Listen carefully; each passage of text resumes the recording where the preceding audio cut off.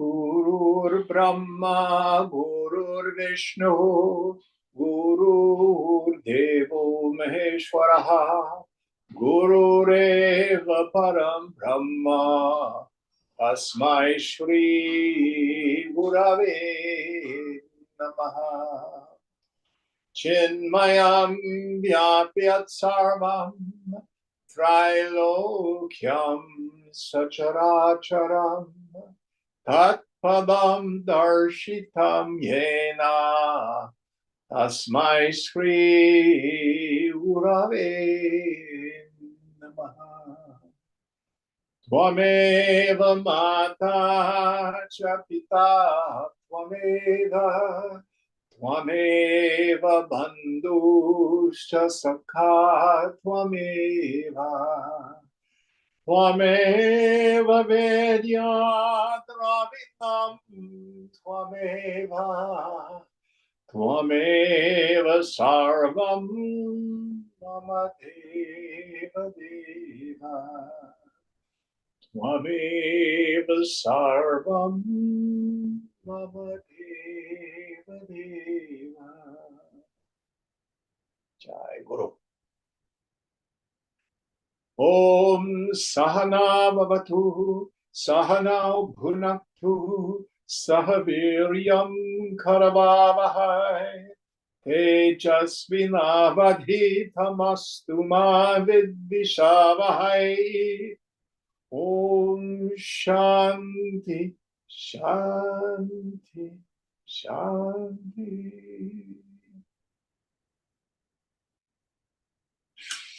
So welcome to you all, and a special welcome to Soumya, our new person this evening. So tonight we start the 14th chapter, the Yoga of the Three Gunas. And a little introductory remarks. The word guna in Sanskrit is a pun. It means not only one of the great qualities of nature, but it also means a rope. So the pun is we are bound by the gunas like we're bound by rope. The term comes from the Sankhya philosophy. In the Sankhya philosophy, Prakriti or nature is comprised of the three gunas, and when they're in perfect equilibrium, nothing happens. But when they go out of equilibrium, the creation takes place. The Sankhya's do not say why or how they come out of equilibrium, but we won't go into that. But they are also applied to the human mind. So the human mind moves through these three states. The first one is tamas, the principle of inactivity. Its major quality is dullness, ignorance, inactivity, illusion, and delusion. The second guna is rajas, which is activity. So it's where desire, ambition, accomplishment takes place. Also, all our negative emotions, such as envy, jealousy, competition, fear, anger, etc., all takes place in the realm of rajas. The third guna is sattva, which is the principle of non-activity, which is different than inactivity. Sattva is the principle of clarity, of knowledge of reality as it actually is, with the absence of kartavya, the compulsion compulsion to act, to do, to accomplish. I'll be happy when, it'll be better if. It is in the state of pure sattva that the nature of the self is revealed. So, with that in mind, let's plunge right into the chapter. So, Shweta, will you help us out, please? Yes. Shri Bhagwan Can you turn up your volume? I can't hear you very, very well. Just a moment.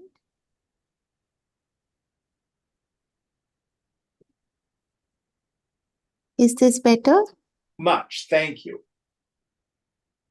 Shri Bhagwan Vacha Param Bhuyah Pravashyami Jnananam Jnanmuta Mama Yagyatva Munayah Sarve Param Siddhi Mito Gataha. The Blessed Lord said, I will again declare to you that supreme knowledge, the best of all knowledges, having known which all the sages have attained supreme perfection after this life. Yes. So the idea here is, what is this knowledge give us? Krishna is a good salesman. He puts us in touch with the benefits of the product. So knowledge, the gain of things in this world, that gain is always temporary.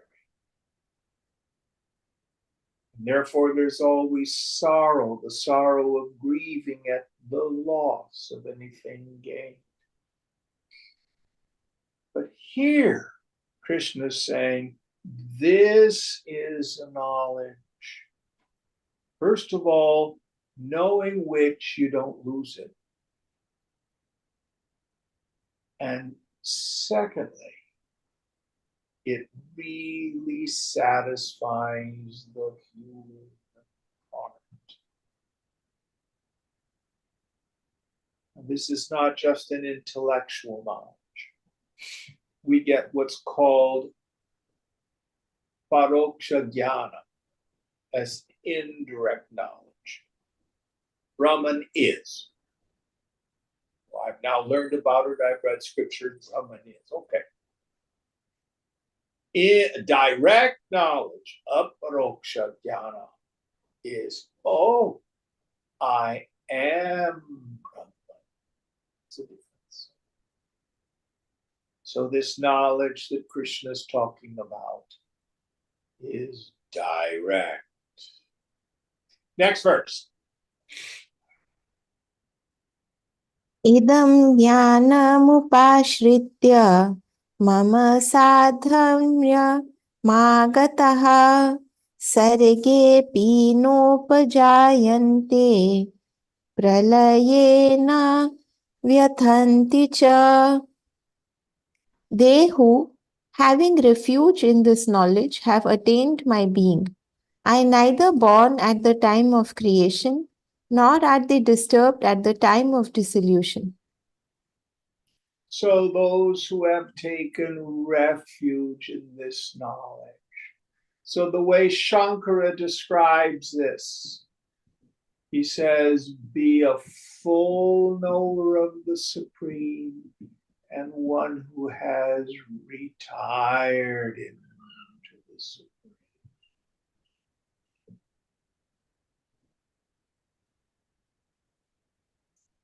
He says here, this person is not born again, even at the time of creation. Now, there's layers and layers and layers of interpretation possible. So let's review a little bit about what gets born and what happens. So the stula sharira, the physical body, it is born as the fruit of the coming together of the mother and the father. It lives out its karma, its 60, 70, 80, 90 years, and then it dies and it returns to these gross elements. But the sukshma sharira, the subtle body, is that which comes into the physical body at birth and leaves the physical body at death. This is described in detail in the second chapter. So this is sometimes in English called the transmigrating soul, or the jiva or jivatma. What is it? It's the 5 organs of action and the 5 organs of knowledge. 5 organs of action: hands, feet, tongue, anus, genitals. Organs of knowledge: eyes, ears, nose, tongue, and skin. Now, wait a minute, Jim. Aren't those in the physical body? Think.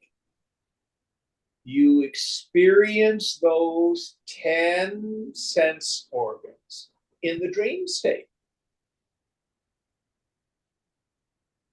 I had a dream this morning and I ran into an old music theory teacher in my dream. We were walking through this campus. Then he started to run. He was jogging. Well, he wasn't jogging with his feet, and neither was I. I was asleep in my bed. So those 10 organs are in the subtle body.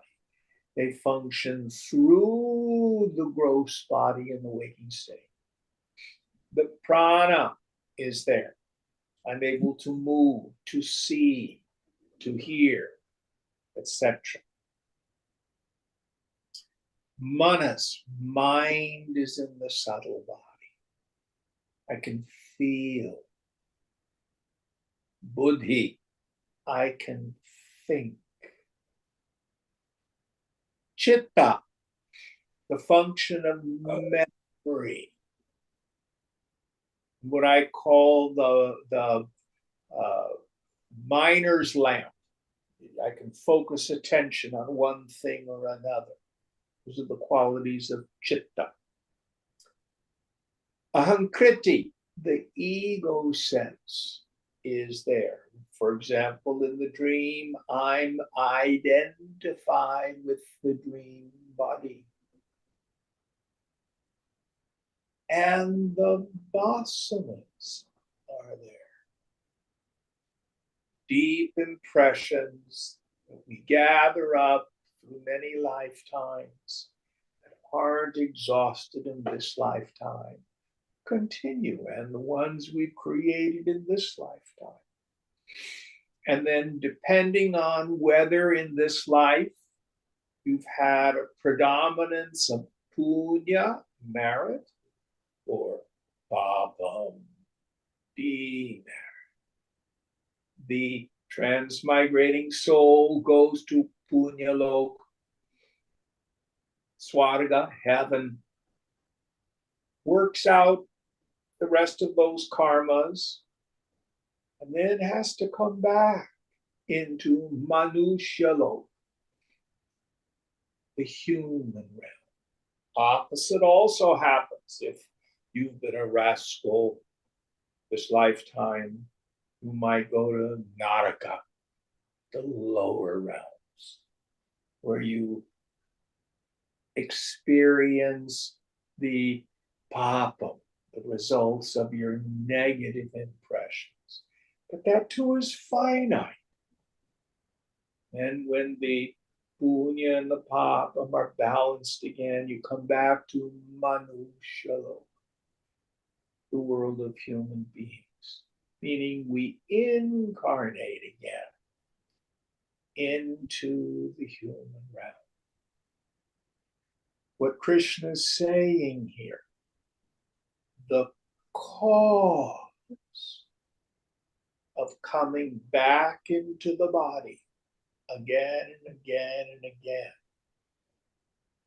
is the desire for experience, the desire for pleasure. All of that is rooted in this deeply ingrained notion. I'm a person that feels incomplete, and I'll be happy when it'll be better if, well, it wasn't so good this lifetime. Maybe it'll be better if I'm a Russian ballet dancer. Well, that didn't work out so much. Maybe if I'm a Japanese sumo wrestler, it'll be better. Well, that didn't work out too well.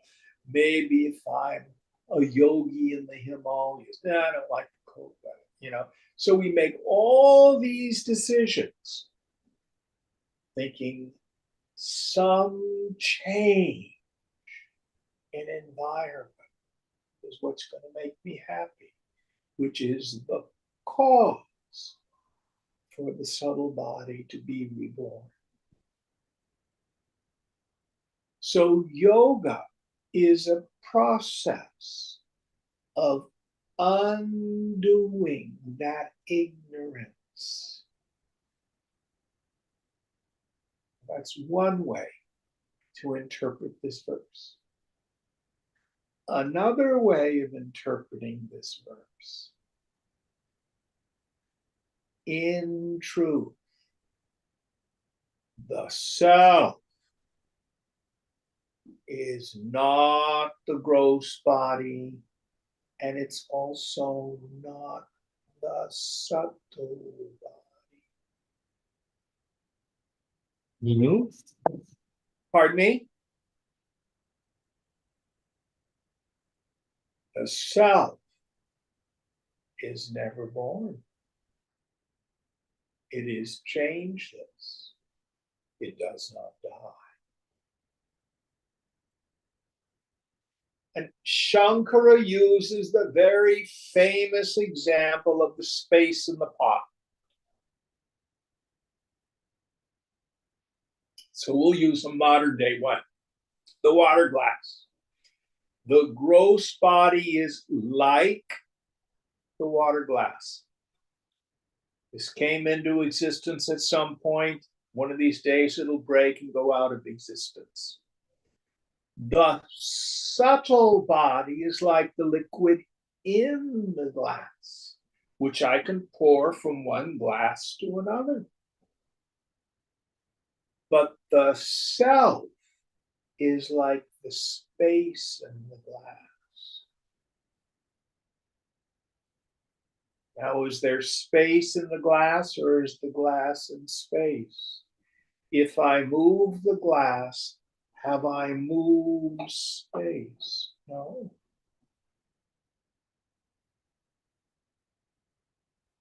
So what happens is this jiva, this sense of individuality, does not become Brahman. It doesn't get stuck onto Brahman. What happens is in the subtle intellect, in the Vijnanamaya Kosha,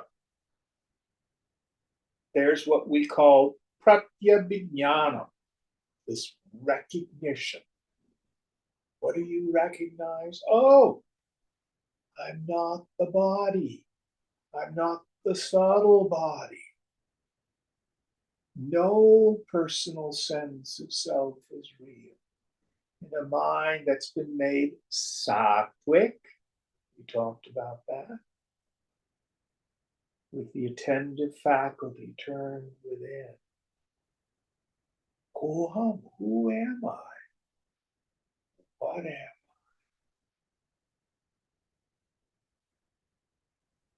What do I find?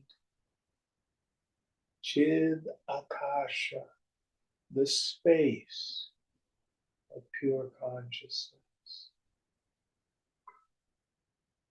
When I go looking for this apparent individual, this jiva, it falls. And aham, I, is seen to be Chidakash, the space of pure awareness. So in a sense, it isn't so much that the person becomes immortal or is never born again. What she sees is, oh, I was never really born in the first place. Let me give you an example. Do you incarnate into a dream? Are you in the dream or is the dream in you? Because of Maya,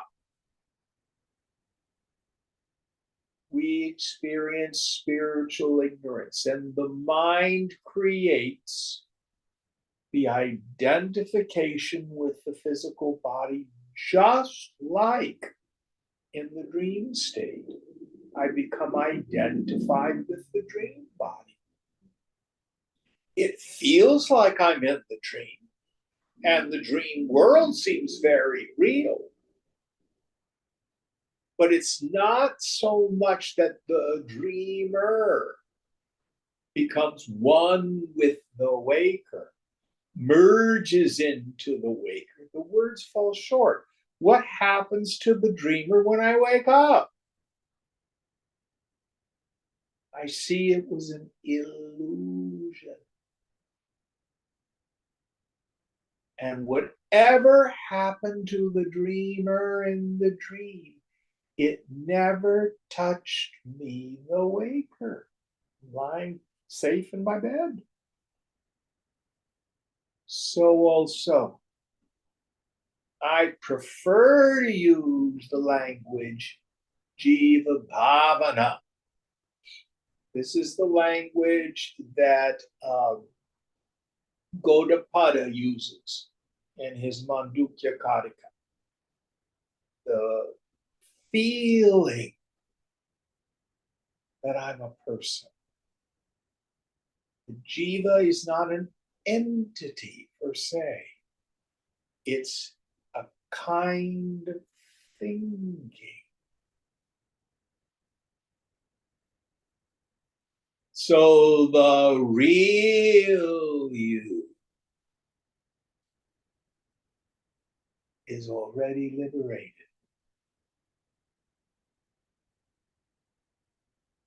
But in my mind, I don't know it.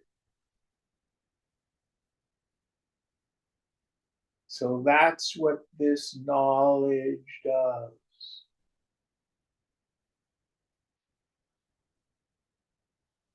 I realize I have this pratyabhignana, this recognition. Not that, oh, I'm a realized person now. I'm just more important than everybody else. No. A moment of realization, the yogi sees, oh, I never was a person. That was like a dream. I've always been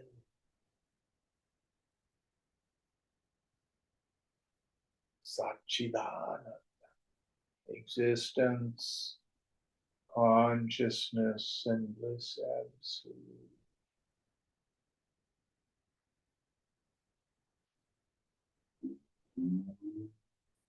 Two ways of looking at this verse. Any thoughts about this? Any questions before we go on?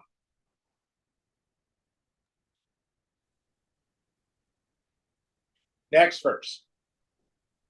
Mama yonirmahad brahma tasmin garbham dadhamyaham sambhavah sarvabhutanam tato bhavati bharata. My womb is the great Brahman, Mool Prakriti. In that I place the germ, from which, O Bharata, is the birth of all beings. Read it again. I didn't quite catch a couple of the words. My womb is the great Brahman. In parentheses, it says Mool Prakriti. Okay. In So, that, in that I place the germ, from which, O Bharata, is the birth of all beings. yes. So the germ, the seed. So if you ever see the statue of a Shiva lingam, the lingam, Shiva, consciousness, is always wedded to the yoni, prakriti. Or those of us who've been studying Prashna Upanishad, we have prana, raimcha, energy and matter. And the first thought that waves out of consciousness, Prashna Upanishad calls Prajapati, the creator, God of all things. So this whole universe is the play of consciousness and matter, always interplaying together. It's Mula Prakriti, the root.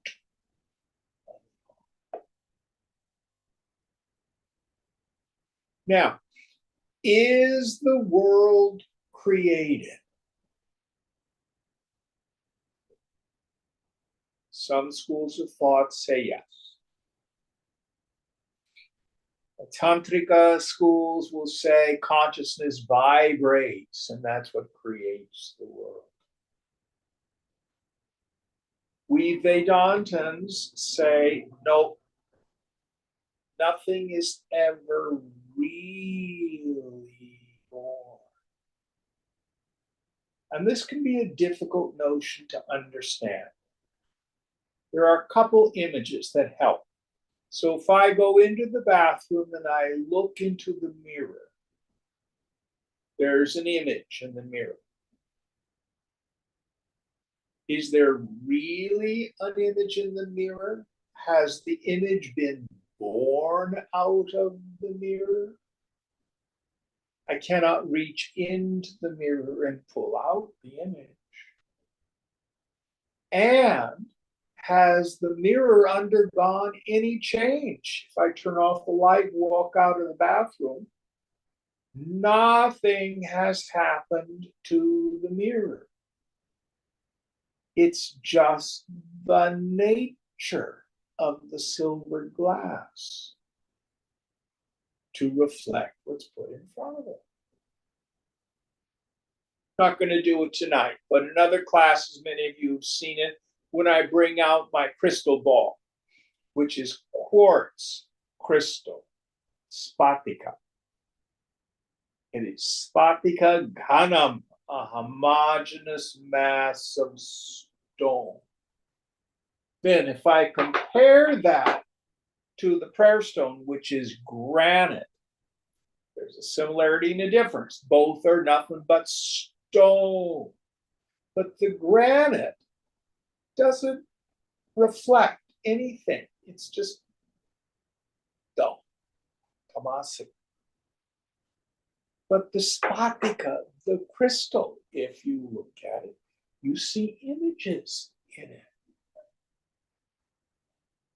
Are there images really in the stone? If I saw open the crystal, the quartz, I cannot pull the images out. They are seen, but what's really there is nothing but stone. Likewise, sarvam kalvidam brahma, sarvam idam, all this, verily, for the truth, is nothing but Brahman. Brahman never leaves its nature. It is kutastha, as Krishna has said in the Gita. Still, immovable, established. Yet, sankalpena, by means of imagination, the world of name and form, galaxies, black holes, stars, beings, matter and energy, all the way down to the smallest subatomic particles,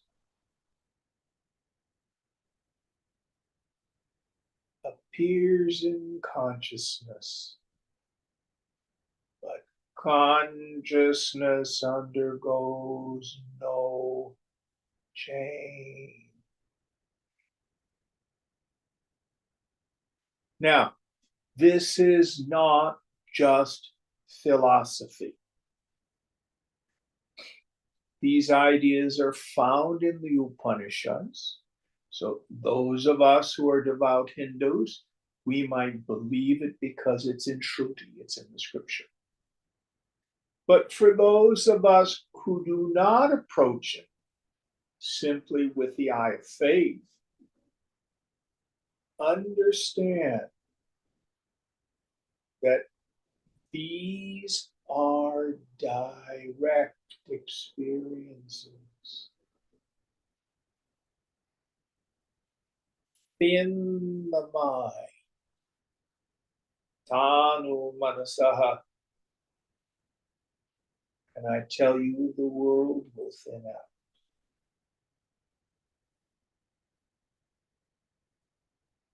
Stop the mind and the world stops.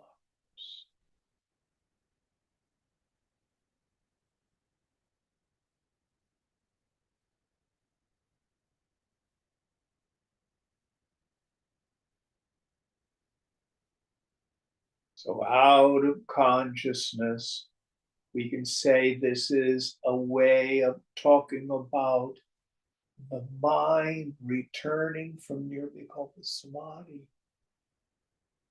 waving out of the self,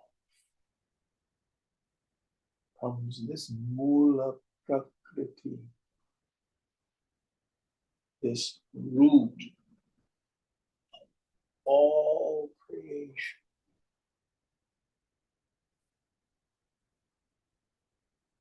Which then becomes the seed out of which all this marvelous universe comes into being.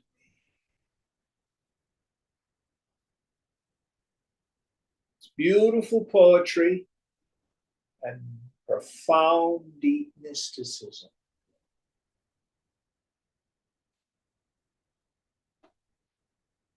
In the Abrahamic religions, God is monotheistic, out there, divine, other. The Creator has a creation, and in the creation are creatures.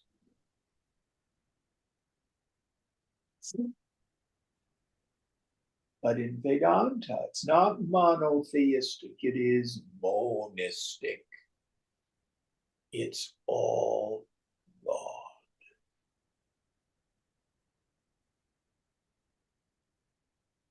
Any thoughts on this before we go on?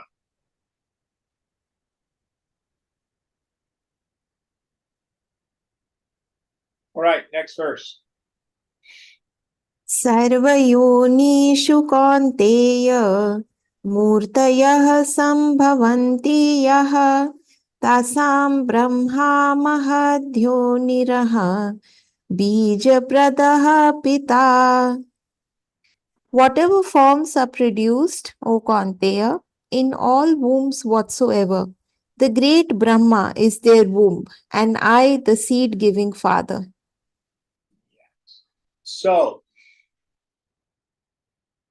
a way to bring this into direct experience. If you close your eyes for a moment and visualize a mango, how vivid can you make your mango? They're on sale at Whole Foods right now. Is yours nice and ripe? Can you sense the fragrance of the mango and that soft, sweet flesh? Open your eyes. What you did right there is microcosmically reenact the divine process that manifests the universe. So when we talk about something made, something caused, we talk about a material cause. What is it made out of? We talk about an instrumental cause. Where is it done?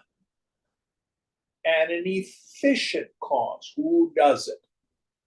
For example, when a potter makes a pot, the material cause of the pot is clay. The instrumental cause is the potter's wheel. The instrumental cause is the potter. Let's go back to the mango of your imagination. What was the material cause of your mango? What'd you make it out of? Was there a second substance other than the fabric of your own mind? You didn't have to push mangoes in your ears. Where did you do it? What was the instrumental cause? Was there anything other than your own mind? And who did it? What did it?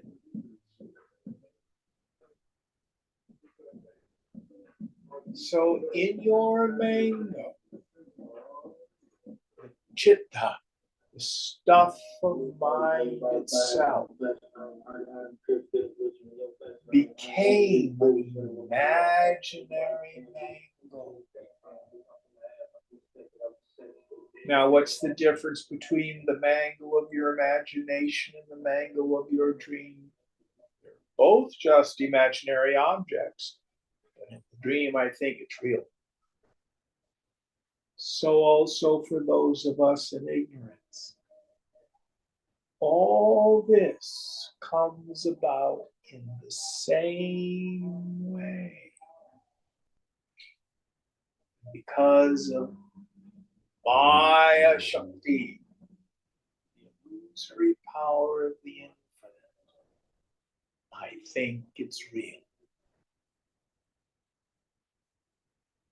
But it's always sankalpena, by means of sankalpa, which here Krishna says is awareness itself as it illumines the various things that occur in the stuff of mind. Mind here with a capital M. Prakriti. Saguna Brahman, Brahman with qualities. And it's the wedding of those two that is the divine union that creates all of this. And this is why when you go to a Hindu temple, you will frequently see a particular god with their consort. And in some way, the masculine god is a metaphor for consciousness itself. The feminine form of the God is always Shakti, energy, Prakriti, nature, the yoni, the womb of creation. It's always the play between those two. Beautiful, beautiful imagery.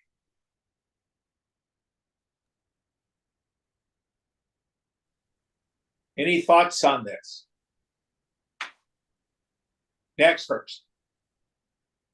Sattvam rajastama iti guna prakriti sambhavaha nibandhanti mahabaho dehe dehin mavyayama. Purity, passion, and inertia. These qualities, O mighty armed, born of Prakriti, bind the indestructible, embodied one fast in the body. Now, I wish Vyasa, our poet, had added a word to this verse. Eva. Eva in Sanskrit means seemingly.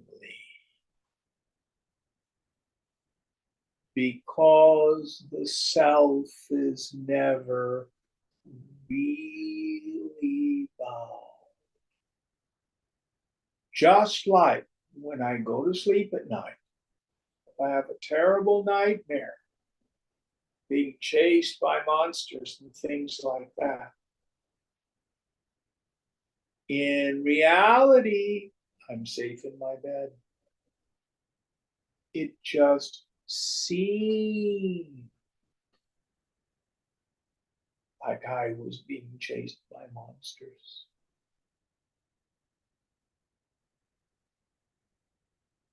So though it seems like I am bound by my identification with my attachment to the three gunas, it's only an apparent binding, not real. And again, these three gunas, we talked about them in the introductory remarks. Tamas, dullness, darkness, lethargy. I used to say, if you want to get a good example of tamas, you think of a government worker. You know how a government worker is like a broken rifle? It won't work and you can't fire it. Many of us know people who are rajasic, ambition, drive. It's amazing in this country. The 40-hour work week is gone, especially for people who are working in IT. You are required to put in 60 hours a week if you want to climb the corporate ladder. Work, work, work, work. Sattva. Those rare souls. Let go. All that craziness. They're at peace. They have santosha, contentment.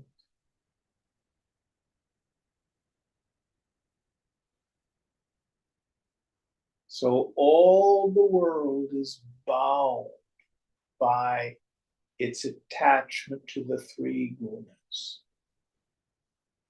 Now, most people's minds are a combination of the three. I go to sleep at night, that's pure tamas. Get up and go to work, that's rajas. At times, I may be peaceful, happy, and content. Predominantly sattvic. But it passes.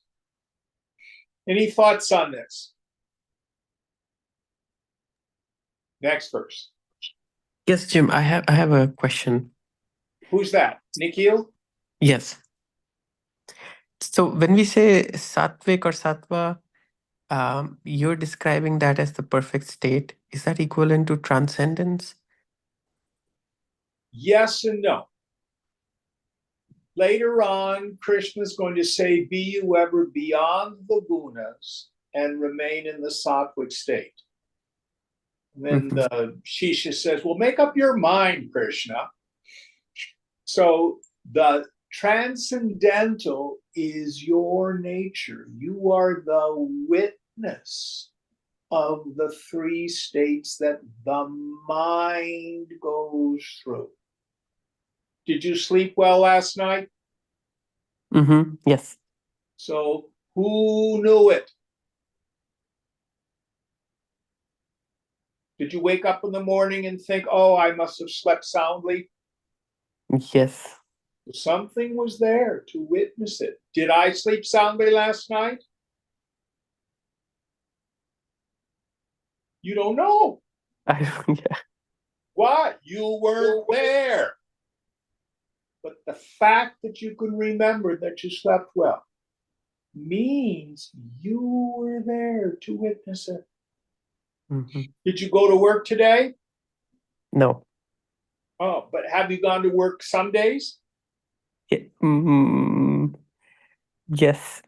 Yes. So you have rajas. Did you do things? Did you have tasks to do today? Yes. All right. And have you times when maybe you've been in meditation, everything is working, you feel content and happy? Have you Yes. had things like that? Yes. Yes. Who knew it? Who knew it? Yeah, I knew it. Yes. So you are the constant factor in tamas, rajas, and sattva. You are beyond the gunas. The gunas are ever playing in front of you. Various mind states, but I am the knower of all those mind states. That is the transcendental. Okay. That is turiya. It is not a mind state. It's who you are. Did that make sense, Nikhil? Yep, makes sense. Is that fourth state like Turiya also called Vasudev, or Vasudev is something else? Vasudeva is another name for Krishna. Okay. Same thing. Okay. Now, when Krishna says and ever remain in the sattvic state, what the yogi discovers is the happy mind is not the one that's constantly trying to fulfill all its desires. All of our suffering is in the rajasic state. But everything, especially in the West, says, get a bigger car, get a bigger house, more, better, different. And what Krishna's going to say here, well, why don't you strive for sattva? Because sattva is the mind state that maximizes your happiness. Now, I love to bring this out. Can you guys see this online? Yes, no? Yes. Can you see it, Nikhil? Yeah, can you bring it a little bit closer? I think the light is shining. Oh, yeah, I see it now. Yes. So that's Hanuman. Yes. And he's embracing Lord Ram. Yes. Yeah. Hanuman is the mind. It has incredible power. It can fly through the air. And Ram is yourself. So where does the human mind find satisfaction? when the mind is in the embrace of the infinite. This is called Atmaramana, reveling in the self. Brahmananda rasa, having the juice, the taste of the bliss of your own self.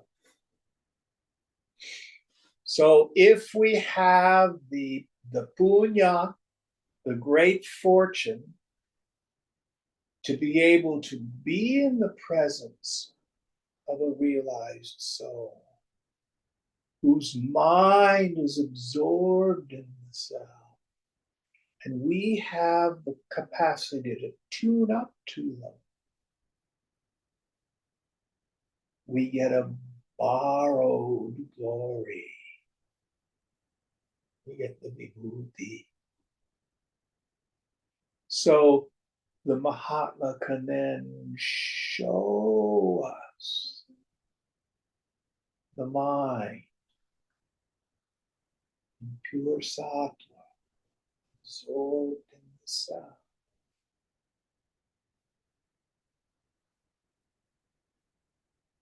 But if your mind leaves that samadhi and is out there in the world dealing with all the worldly things, you don't disappear.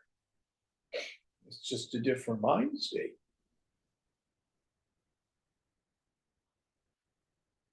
You are beyond the gunas. So in Mandukya Upanishad, which is where this term Turiya comes from, we have to understand, for those of you who haven't studied Mandukya, in the first half, it's explanation of Omkar, Pranava, Uma, and silence. And then he says the stands for the waking state, U for the dream state, Ma for the deep sleep state, and the silence is not for a fourth state of mind. It's fourth in our series of discussion. Turiya is another name for yourself, in which the waking, dream, and deep sleep occurs. Tamas, rajas, sattva. A play of the mind can be described in many ways. But I am asangoham. I am ever unattached to it all, from it all. Good question. Good question. Anybody else have questions? I have a question. Yes, please. Yeah, this is Soumya. I was wondering if you could talk more about why you wish that Vyasa had added Eva to the verb. Eva, why he because it sounds like the self gets bound. But is that is it because it's maybe helpful for us to have that philosophy since we ourselves feel that boundness? Maybe, but I think in the long run it can confuse the student. Yes, I agree. The self never undergoes bondage. Mm-hmm. Yes. Both bondage and liberation occur to the mind. The self is ever free. And I can prove it to you, Soumya. Yes. So I can go talk to the most miserable person. If I walk around Lake Merritt, I'll see homeless people in tents. Mm-hmm. If I go up to them and I say, how are you doing? Oh, my life is so miserable. Do you have any money? Sure, here's a buck. By the way, do you exist? What a stupid question. Of course I exist. What's your existence like? Miserable. Do you know your misery? Oh, do I know my misery? So the person thunders, I am, I know. But because of ignorance, superimposition takes place.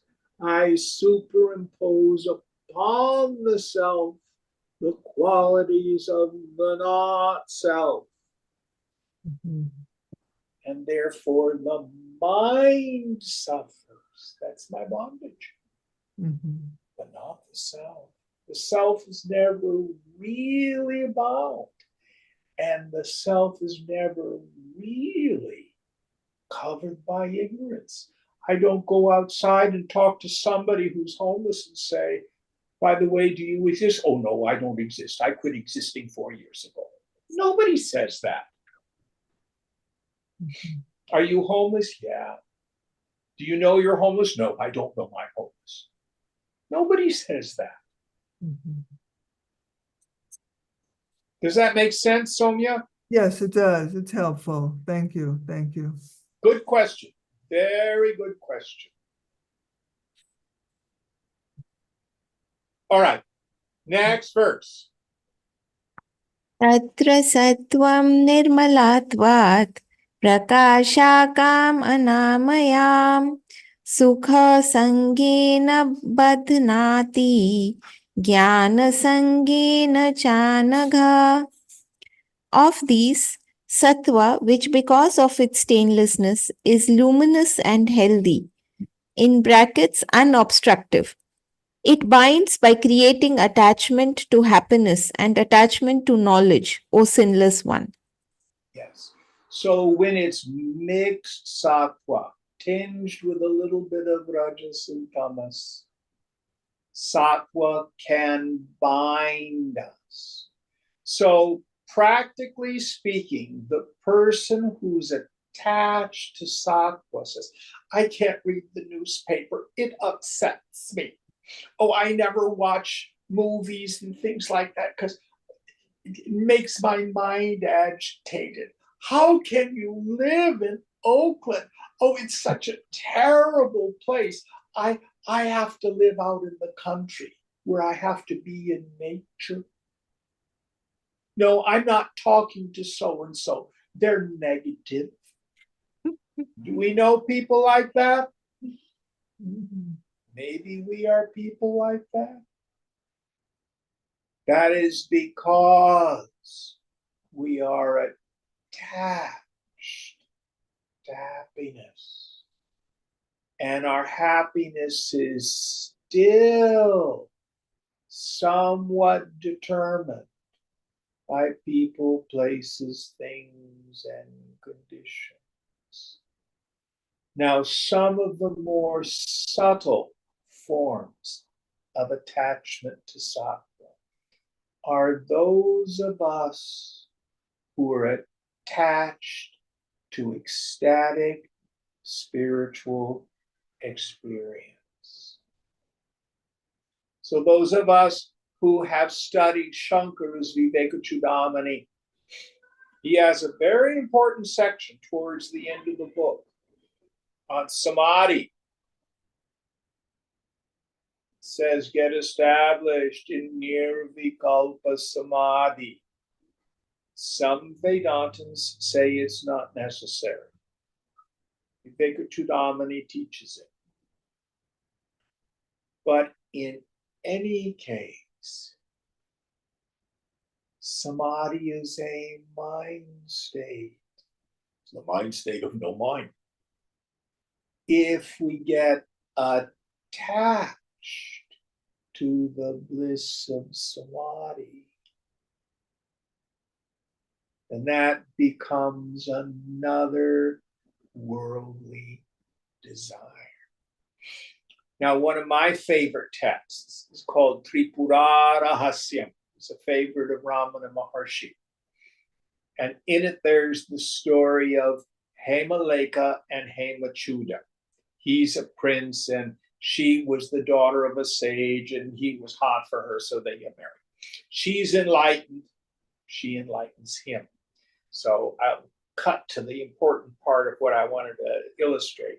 So she instructs him in knowledge.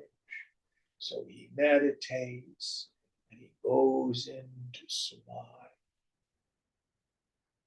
And she comes and pulls on his sleeve and says, my Lord, my Lord.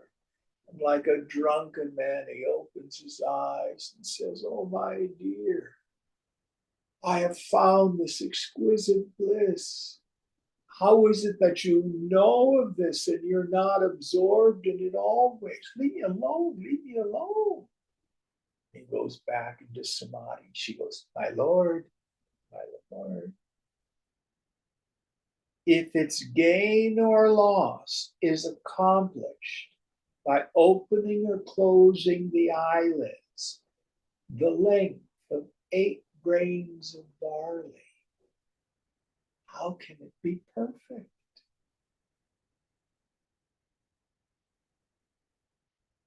Or as far away from perfection as the sun is above the earth.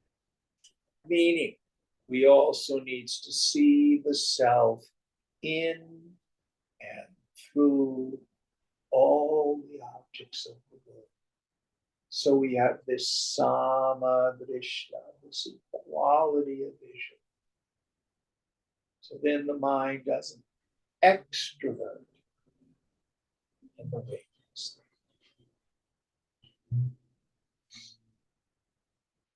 Then we're no longer identified or attached to the various movements of the mind. Very subtle but important point. But pure sattva is this sahaja samadhi, this natural or continuous samadhi, wherein I see the self everywhere. There's no attachment to that. So here Krishna's talking about what we call mixed sattva. It's tinged with a little bit of rajas and tamas. Little technical stuff there. If this was confusing, just put it on the shelf. The idea here is we can get attached to happiness. And then when situations change, we get upset. All right, next verse. रजो रागात्मकं विद्धि तृष्णासङ्गसमुद्भवम् तन्निबध्नाति कौन्तेय कर्मसङ्गेन देहिनाम्. Know thou, Rajas, to be of the nature of passion, the source of thirst and attachment. It binds fast, O Kaunteya, the embodied one, by attachment to action. Yes. So, rajas is the quality of action. And here it is characterized by thirsting Krishna and attachment. I'll be happy when, it'll be better if, and kartavya, literally obligatory action. But what it means is I have to struggle from point A to point B.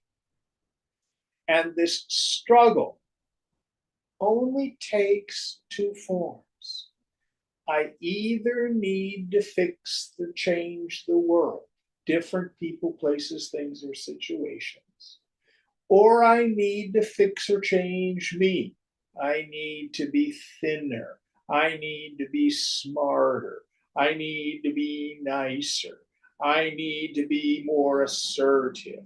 We have all sorts of ways in which we think I, the person, need to be fixed. And there's never any peace or satisfaction in the rajasic mind.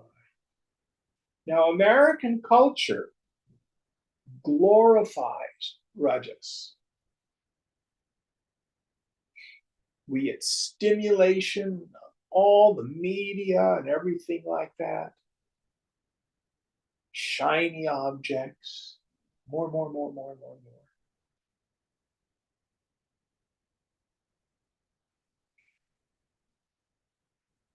And if we look to our experience, what does it feel like to want things we don't have?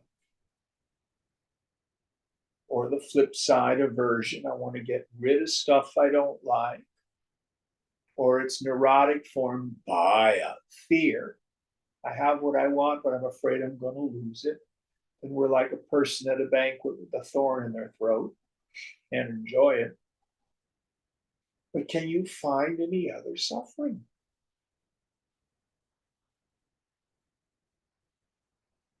And the more we go after the objects of the world and we get them, it never satisfies. We want to do it again. We want more. Who has made enough money? Many of you have heard me quote Swamiji many times before. He used to say, if sex were satisfying, you'd only do it once.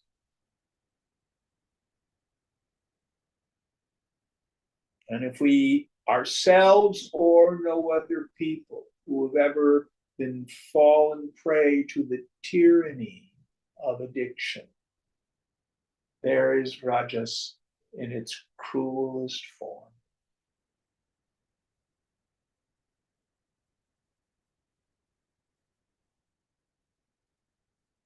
So the person under the throes of Rajas thinks, I'll be happy if I satisfy as many desires as possible. The yogi, on the other hand, lives a way of life where she reduces the number of desires entertained. If you've ever had a bad habit and you've broken it, it no longer tyrannizes you. You know what I mean? The monkey's off my back. All right, next verse. तमस्त्वज्ञानजं विद्धि मोहनं सर्वदेहिनां प्रमादालस्य निद्राभिस्त निबधन्ति Bharat. But no doubt tamas is born of ignorance, deluding all embodied beings. It binds fast, O Bharata, by heedlessness, indolence, and sleep. Yes. So here Krishna equates tamas with ignorance. So avidya, ignorance, avarana shakti, the veiling power of Maya, is the fundamental essence of tamas.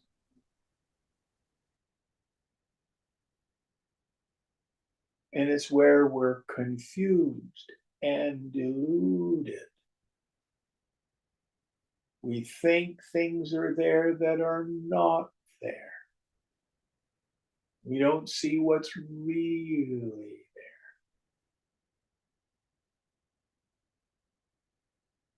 there. And the mind under the throes of tamas is depressed. Do you know of anyone who's ever suffered from clinical depression? One of the symptoms is people want to sleep all the time. Because it's an attempt to get away from the pain of the rajas. And unfortunately, it never works. Because the mind then comes out of tamas.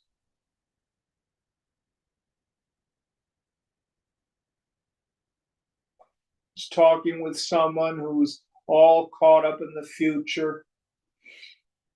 His wife has Alzheimer's, and he's already thinking of when I die, who's going to take care of her? Or if I get sick, she won't be available to take care of me.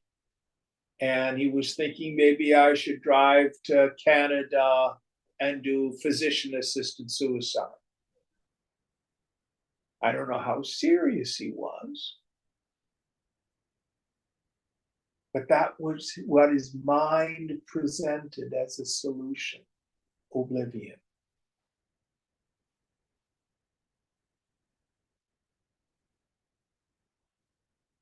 That's Thomas. So here Krishna has talked about these three gunas: sattva, clarity, happiness; rajas, activity;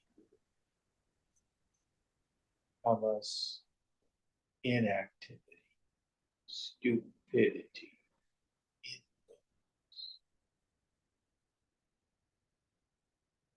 All right, we'll quit here and we'll take this up. What verse are we on for next week?